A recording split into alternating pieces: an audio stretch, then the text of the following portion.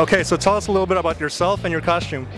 Okay, well, I'm Marty Myron. I'm from Orland Park, Illinois, and I am Zero from Vampire Knight. This is actually my first time cosplaying, and that's about it. Now, you say you're from Vampire Knight. Now, what do you think about, have you spotted any, anyone cosplaying as Kaname? Actually, no, I've not seen any other Vampire Knight characters around. We're gonna have a throwdown, man. If you spot a Kaname, we're gonna have a throwdown. Yeah, if I spot a Kaname, there's definitely gonna be a throwdown, for sure. Can't wait for it, man. Now, Vampire Knight, that recently got dubbed in English. How do you feel about that? I actually have not seen the dub yet. I usually prefer sub to dub, but I'll definitely have to check it out. I'll give it a chance. All right. Thank you very much, then.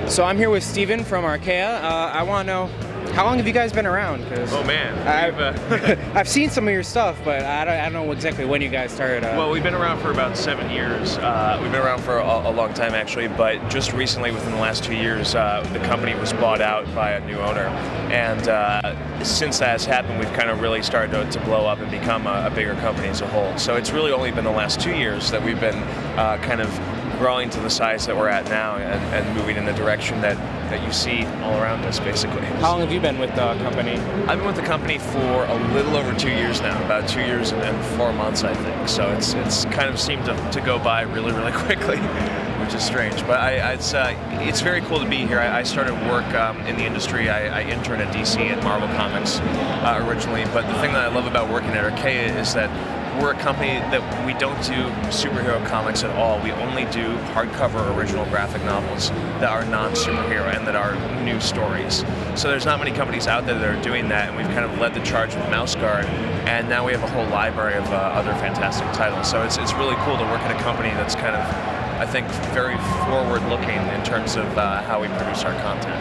I actually wanted to ask about that because, a lot of niches are filled. You guys kind of completely going against the norm with no superheroes. What kind of inspired that? DC and Marvel can do it better. They have more money, they have more reach. Superheroes are a direct market kind of book. Superheroes do great in bookstores, but really where they're going to flourish is always going to be in the direct market, because generally that's where they have flourished. So we looked at other companies and we're like, why would we ever bother to compete with DC, Marvel, Image, there's the few superhero titles they do. There's no reason to, when we know that we can carve our own niche in original content, because there's not a lot of people doing original content in the direct market. Yeah. What's next? What's your next big project? My goodness. This is what I'm really excited about right here, and not just because I'm editing it. This is A Tale of Sand. We're very lucky with our company in that we actually have been able to form a partnership with the Jim Henson Company. We've been doing Fraggle Rock comic books, which have been coming out in the past year. And the exciting thing about Tale of Sand is that as part of our partnership with Henson, we got access to the Henson Company vaults. And in the vaults, we found a screenplay written by Jim himself that's been sitting in the vaults since the mid-70s called A Tale of Sand.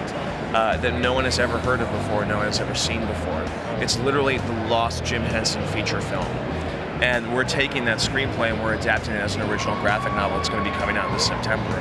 And it's really incredible because it's the first time since Jim's unfortunate passing, since there's been new material coming out that he actually wrote. So we're very lucky, and we feel, this is our poster right here. I don't know if you can see this, but we debuted this poster here at the show just to give you kind of a taste of the artwork and a taste of the world of A Tale of Sand. But it's very special. It's I just feel so blessed that we're able to do something like this, and this is going to be one of our biggest titles of the year. I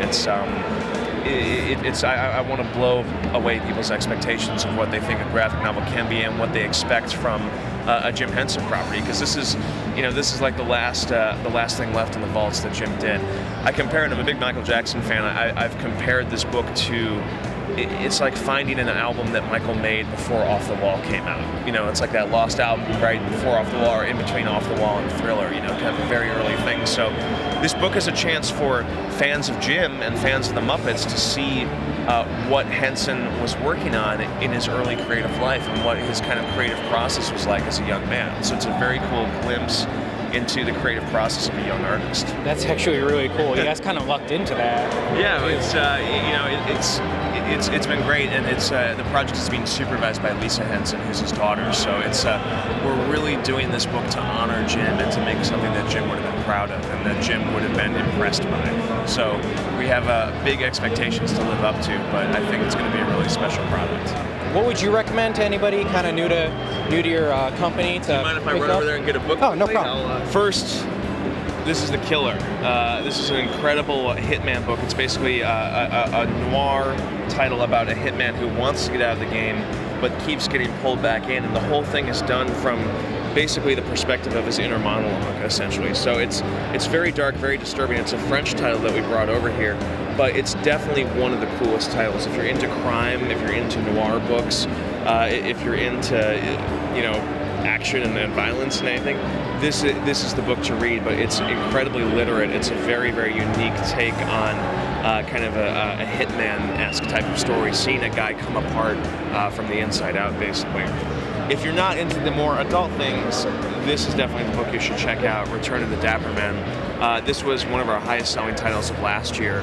It's basically a fairy tale for everyone. It's a fairy tale for kids, it's a fairy tale for adults. We tried to make something that could connect with people of any generation. And it's written by Jim McCann, who wrote New Avengers and Hawkeye and Mockingbird for Marvel. And it's illustrated by Janet Leigh, who has been one of the most amazing artistic finds of the past year. And it's just an incredible looking book. And this is something that you can read to your kids if you have them. You can read yourself to kind of remember what it was like when you were a kid to discover great, children's literature.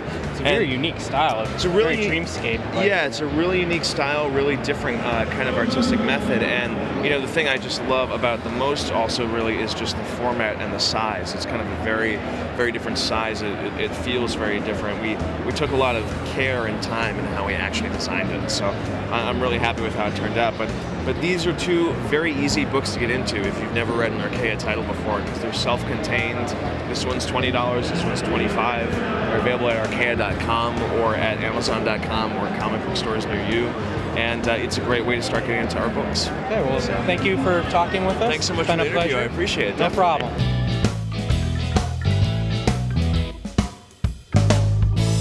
Can you tell us a little bit about yourself and your costume? My name is Evan. I am right now cosplaying as Link from Legend of Zelda, specifically Twilight Princess. This was made by a good friend of mine who's also cosplaying as Zelda, who's around here somewhere at the moment. So it was made by your friend, huh? Yeah. Because I gotta say, this is very well done. Yeah, this we were trying to fit the theme. In the game, Link grows up on a goat farm, so almost all of this leather is goat leather. He grew up on a goat farm, so it fits naturally.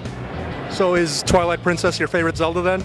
I would have to say yes, because it is relatively compared to all the other Zeldas, the most realistic looking of all of the Zelda games. So it has that darker, edgier kind of feel, which is always good. And yeah, it has the greater sense of an adventure.